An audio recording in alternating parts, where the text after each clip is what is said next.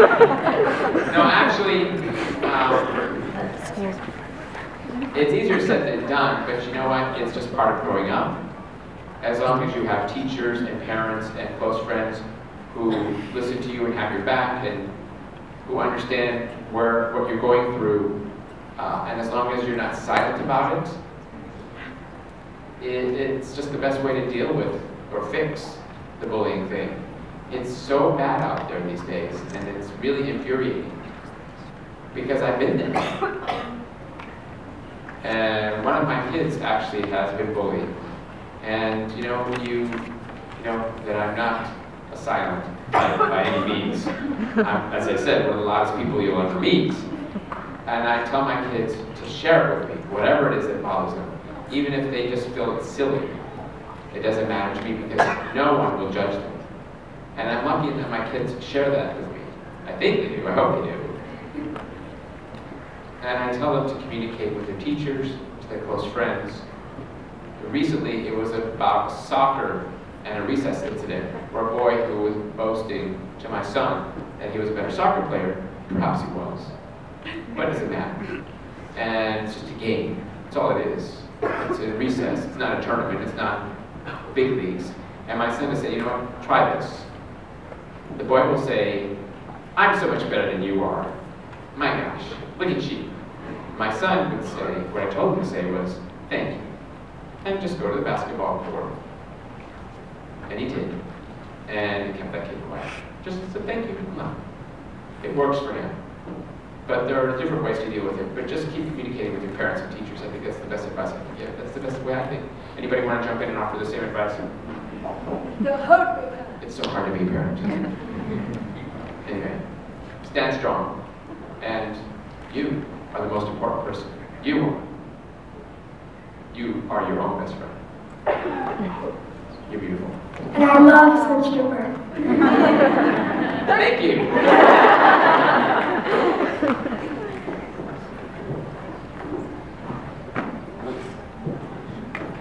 Your experience with going to a deaf school and a hearing school, can you compare them? How did you feel? I was at a deaf school, and then I went to a hearing school. You know, there's socialization with deaf kids. I grew up in a mainstream school. I never actually went to a deaf school. No, I went to school with both hearing and deaf kids. It was actually a hearing school with a deaf program within the hearing school. It was a smaller group of students amongst a group of hearing students. And I made friends with hearing students. But I was more comfortable with my deaf friends because, of course, we could hang out together in class. But when I saw hearing kids, I made friends with them, and we wanted to make plans after school. We always did. I had a great time in school growing up, and you know, I think deaf schools are great, but I don't know what it's like to go to a school for the deaf.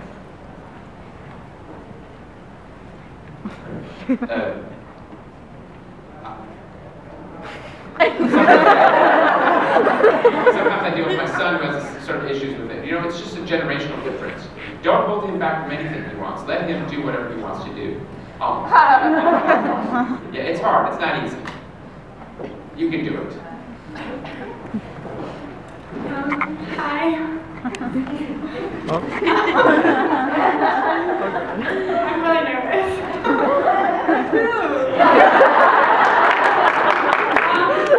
My name's Jessica. I want to start off by saying I love you.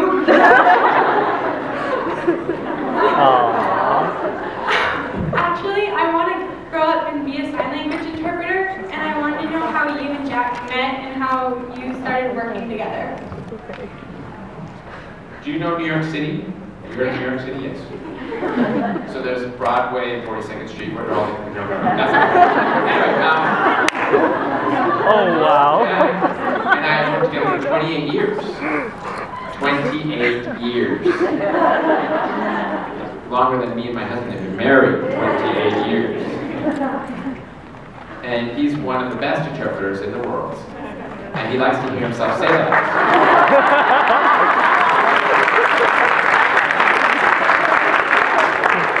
I'm going to the stage, and there's really nothing to say. What do you need to say? Jack has deaf parents, and he's a coda, so that means he's a child of deaf adults. His parents are deaf, and sign language is his first language. And Talk. You like to talk. If you want to become an interpreter, you just immerse yourself with deaf people sign language as much as you can. I think I was lucky. Yeah, there's teachers here. I was lucky. I remember growing up, and the teacher would always say to me, "Jack, you talk too much." And I should have said, "Well, I need it later on in life." And I did. I never felt afraid to talk. I never felt afraid to stand on stage. I never felt afraid to make a fool of myself. And I think as an interpreter,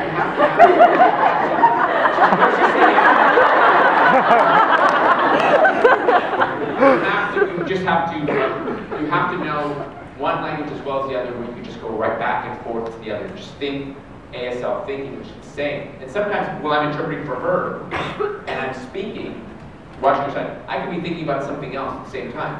So it's really that ability to multitask in your day.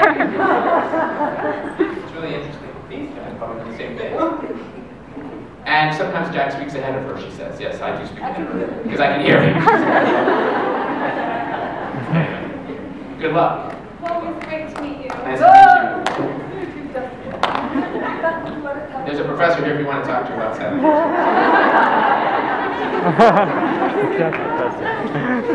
I'll teach you. Hello, my name is Kathy. I'm so excited to be here, and you're awesome. I was wondering if in the future, if you would like to be a mentor for someone else. A mentor for someone else. I talk to anyone who wants me to talk to them, and I give my time to anyone who asks for my time. Being called a mentor is a very, it's an honor to be labeled someone's mentor.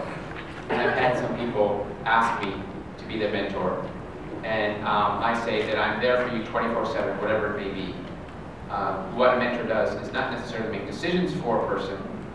It's just to be there behind you, having your back, watching, seeing how they live their life, what decisions that it is that they make, what choices they make, and just to be there for them.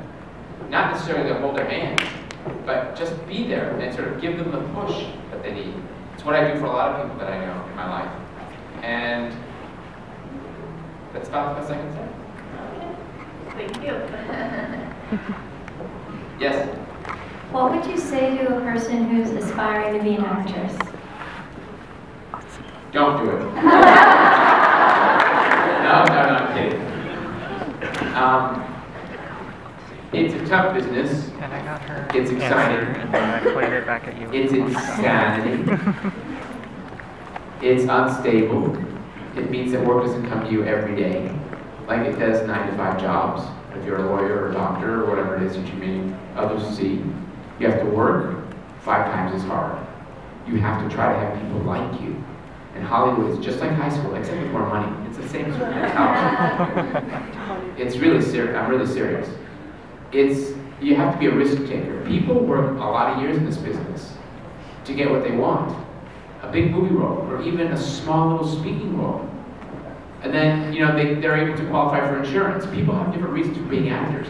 People, have to have a pure passion for it, regardless of what money is. Some people do it for the money, some people don't do it for the money. Some people do it just for the fame. William Hurt, my co-star in Children of Lesser God, he was with me when I won the Academy Award.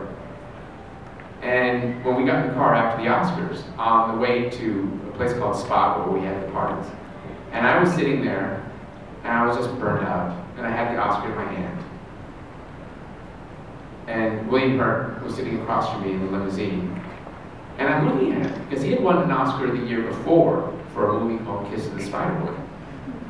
And he's a brilliant actor. And he'd look at me.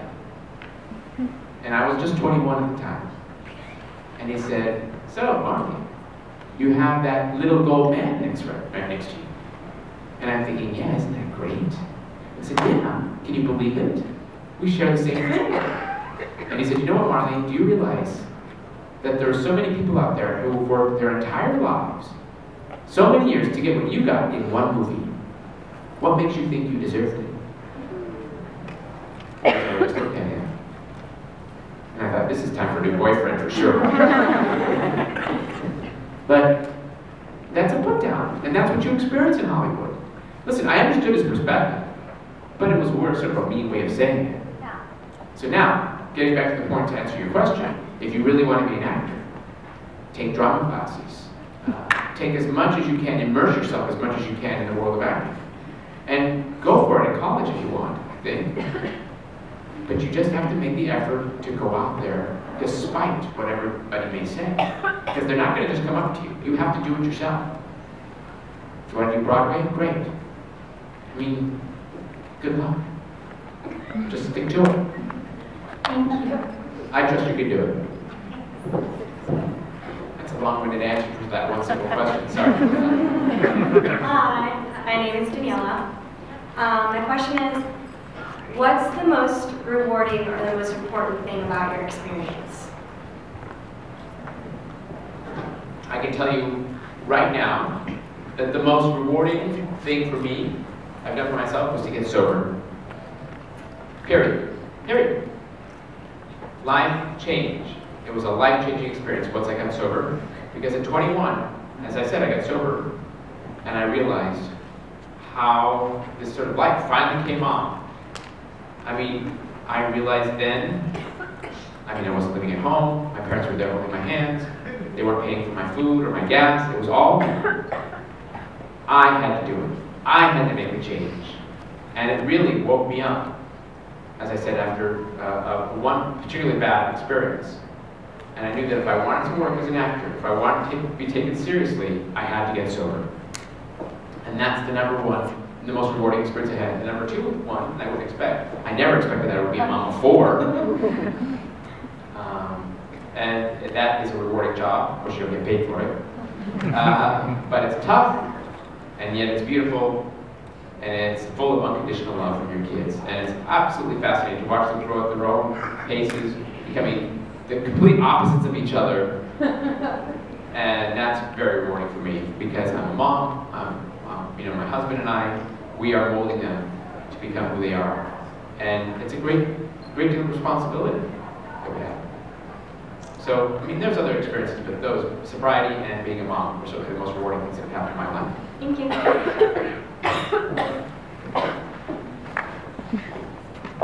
Yes? Hi, my name is Naomi. This is my sign name. And hi, I'm Lily. No, Kelly. Ashley. And I'm Ashley. And I'm Marlee. Marlee is my name sign, by the way. This is my name sign, Marlee. Not MM, Marlee. And the three of us are ASL students. Awesome. And we absolutely love your shoes. Thank you. Thank you. Her shoes, I'm sorry. My 9-year-old loves my collection of shoes. We put them all the way up high, but they still manage to climb up and take them down. Your husband And your children are deaf? No, none of them are deaf. I'm the only one who's deaf in the family. Out of my entire family. My husband is hearing. My kids, she, believe it or not, didn't sign. I didn't sign when they were all born. But she is now very, very, very, very good at understanding sign language, and now finally signs. He does this very clearly for me. This one signs, and the last one is clueless about sign language. It's just, I'm trying to work on that with her, and my husband signs. So, and he's a police officer, and he learned to sign. And he learned it in college because he took it to take the place of Spanish in college. So when we met, I actually went with him on a ride-along because he's a police officer, and we were writing together for 8 hours. It was really a long time, because he has a mustache and it's hard to read his lips. And he happened to hear a call, and of course I didn't know what the call was about on the radio, so I just said, "Fine, we're just going to go on a call." I was so excited because it was going on a chase or somewhere, I didn't know where we were going. And he said, "We have to go because there was a disturbance at the gay bar." And it's like 1 o'clock in the afternoon at the gay bar. I'm thinking, okay, fine, gay bar, 1 o'clock in the afternoon. Somebody having a fight already that early in the day. And we get there, and I said, "Well, there's a Kmart. There's a gay bar at the Kmart?" No, I said Kmart, not gay bar. I thought, well, there's a gay bar at the Kmart? That was never being his lips, for sure. That didn't work. But I asked him a question at the end of the day, and he signed the word yes. And I said, "You just signed something." He goes, "No, I didn't." He goes, "Yes, you did." He goes, "No, I didn't." He goes, "Yes, you did." And I caught him. From that point on, he was hooked to me. He was a big fish, a big catch. Yes. Hello there. I know there's a lot of folks here who sign, and other ASL teachers are here. Please raise your hand. Students? Okay. So my question for you is, what would be one word or one phrase that we could give as advice to them for those who are teaching ASL? You mean those who teach ASL? Right, for those who are sharing their knowledge with the students. You mean for teachers or to students? Teachers to tell the students. Patience. Not everyone learns so quickly. Patience. Just patience. Thank you. I like the t-shirt. Hi, my name is Jazz, and how does it feel to work L word. on the L word? I love this. Love the L word. I had so much fun. My husband loved watching me on the L word. It was a lot of fun because it was a great show, great writing, great acting, and Jennifer Beals, who played my girlfriend on the show. Don't get too excited about that. She and I have been friends since we both started our career in Hollywood. And I now got to work with her and have those kind of scenes with her. It was a riot. We had so much fun together. It was crazy, crazy. I mean, the crew would just look at us like, "Oh my God, these guys are laughing so hard, what's the big deal?" But we were friends and we were doing scenes together. And people kept asking me if she was a good kisser, and I said, "Yeah, damn straight, she was a really good kisser." I had a good time, and I was sad to see the show end. Unfortunately, we talked about a movie. We did. We talked about a movie to Eileen Shaken about it. Don't get too excited, but I don't know if it's going to happen or not. Never say never. Maybe so. Thank you very much. Yes. Hi, my name is Emily. I was wondering if you find it surreal to watch yourself on TV and how much input you have on your scripts. If it's something I produce, then I have a lot to say about the writing. But certainly I'm not that good at writing. We produce together. Jack is better at writing and producing than I am. He knows a lot about, deaf culture too, clearly, if we're talking about deaf characters. People ask me if I like watching myself, and I can tell you honestly that I don't even watch myself on television. I try to avoid it at all costs. I'm very insecure, what can I say? I will watch Children of the Lesser God. I don't mind watching that because it's a very special moment for me. It was my first movie and all that, but the rest, I've been there, done that. I've never watched myself on talk shows. I never watch myself after I do a talk show. I don't need to watch myself. You're on one Wednesday. Yeah. We're on a show called Marie, with Marie Osmond. It's on the Hallmark Channel this Wednesday. Today's Monday, right? Yeah, today's Monday. Thank you. Thank you. Yes. Hi, Mike.